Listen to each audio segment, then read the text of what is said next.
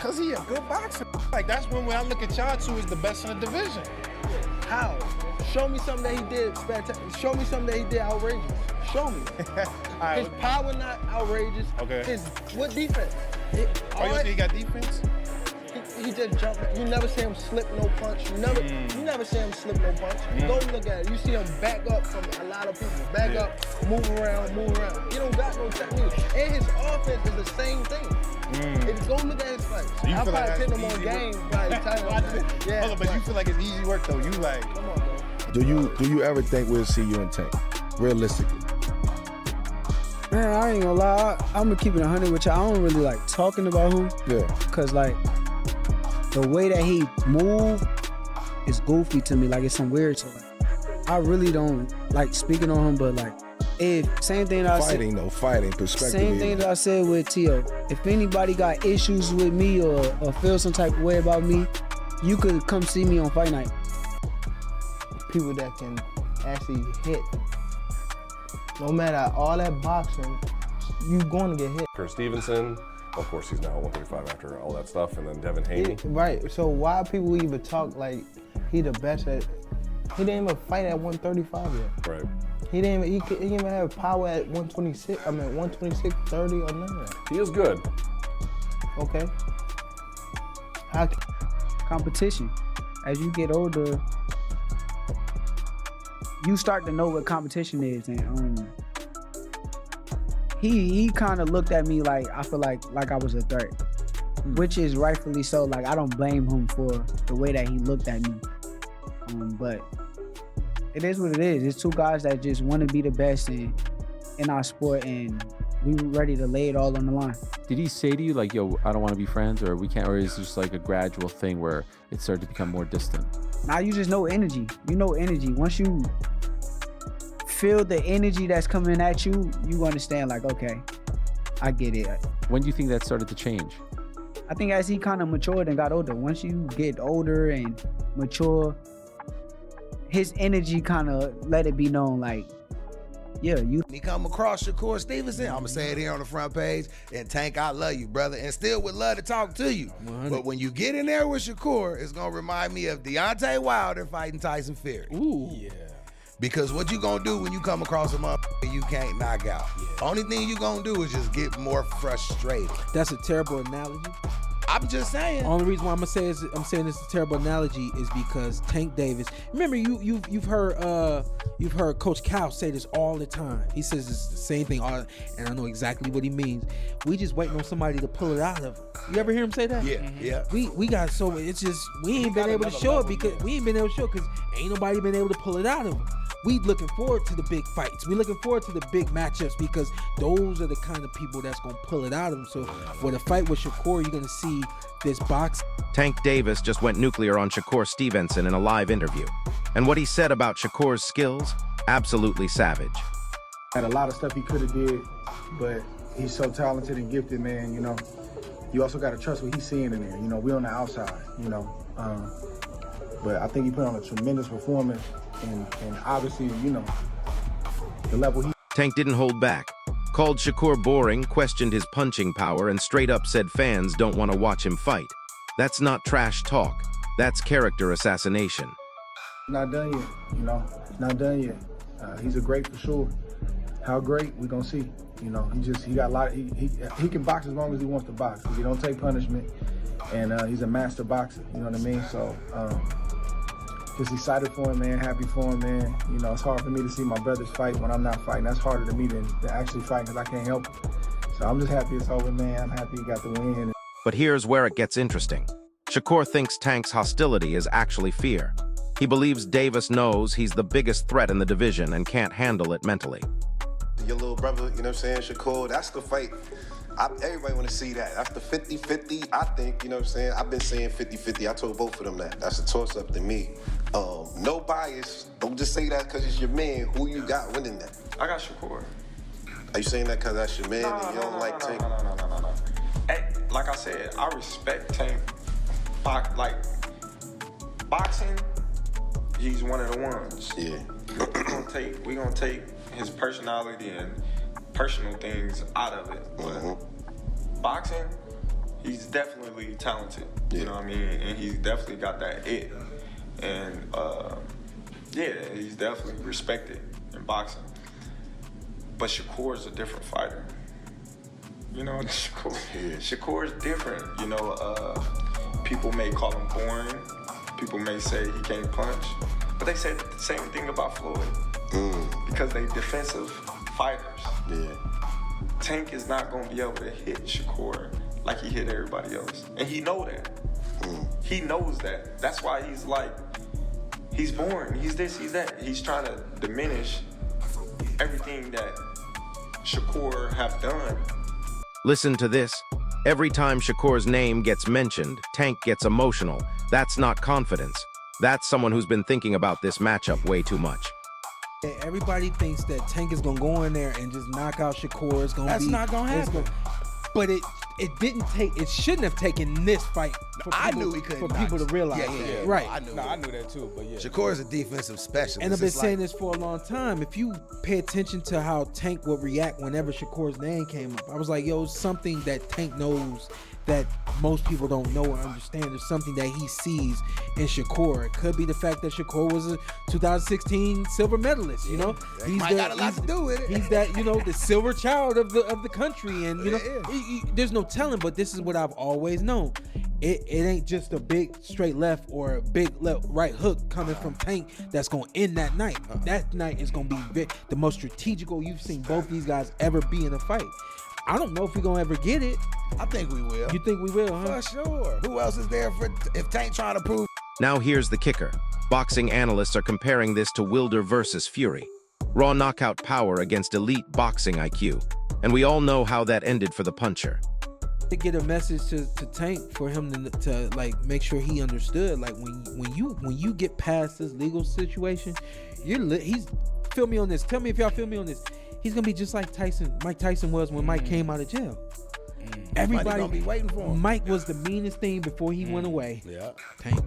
And when he came out, everybody wanted to see what version he was now and who he was now and all that kind of stuff. Yeah. To me, it's the same thing with Tank. He's gonna have an opportunity to really just go right back to being what he was before he went away. It ain't too many people in this world that can do that. Nah, it ain't. It ain't. And Tank is definitely, and that I'm gonna tell you why. It's because they love him like they. Andre Ward just praised Shakur's potential, calling him a student of the game with incredible discipline.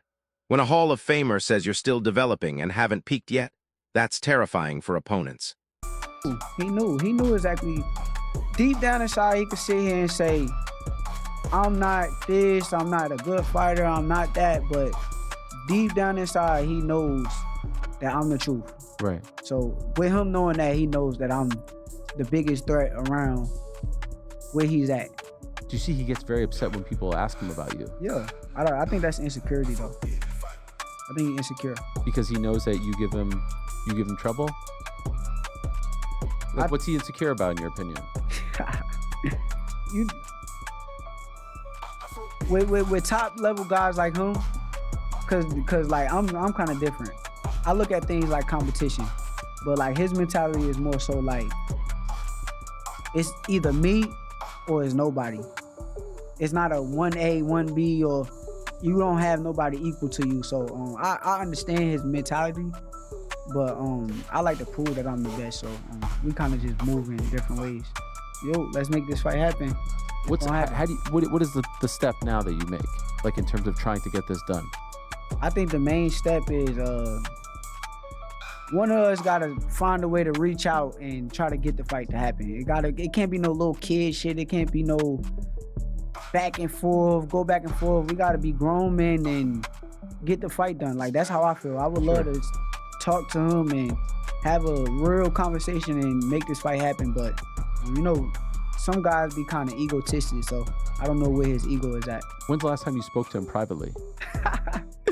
I mean, bro, just like he crazy. Like he'll DM me some crazy shit. And like what? I don't even want to say like, it. Like smack talk? Yeah. He talk crazy. Me and him got like DMs of just going back and forth all the time. Yeah. Recently? Terrence Crawford jumped in too. Says Shakur has the defensive skills and ring IQ to completely neutralize Tank's power. Coming from Bud, that carries serious weight in boxing circles.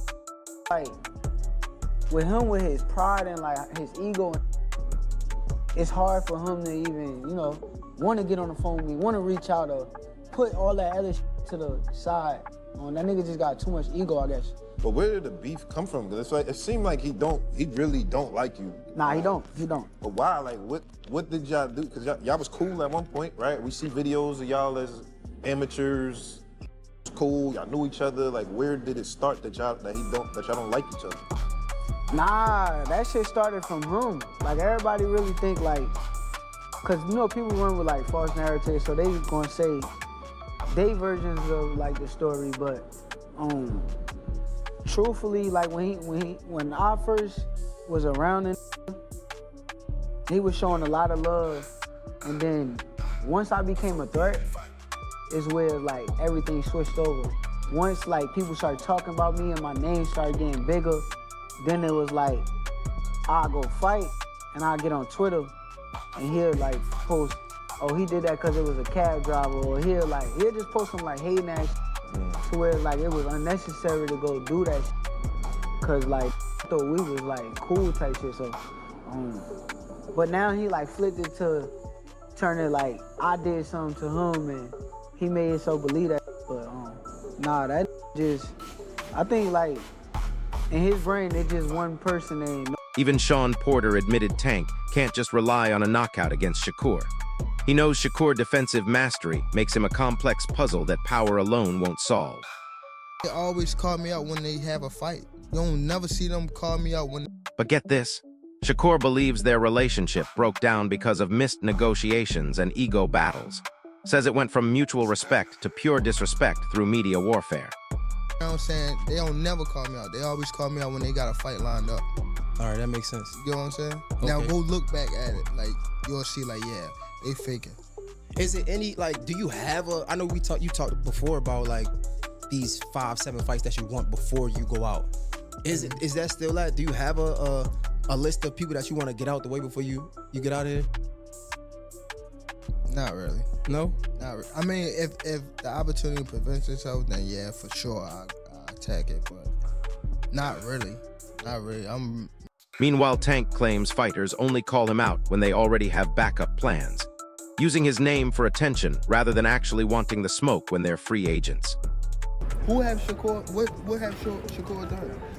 What have he done? Tank keeps dismissing Shakur, asking what has he accomplished. He'd rather fight Haney, Garcia, or Lomachenko. That sounds like strategic avoidance disguised as business decisions. More better than him. Who that? The Keyshawn. Keyshawn looking way more better than this. I keep screaming his name, he haven't done nothing. Keyshawn haven't even done nothing. So what do you say to those who Y'all might keep be saying afraid? his name for?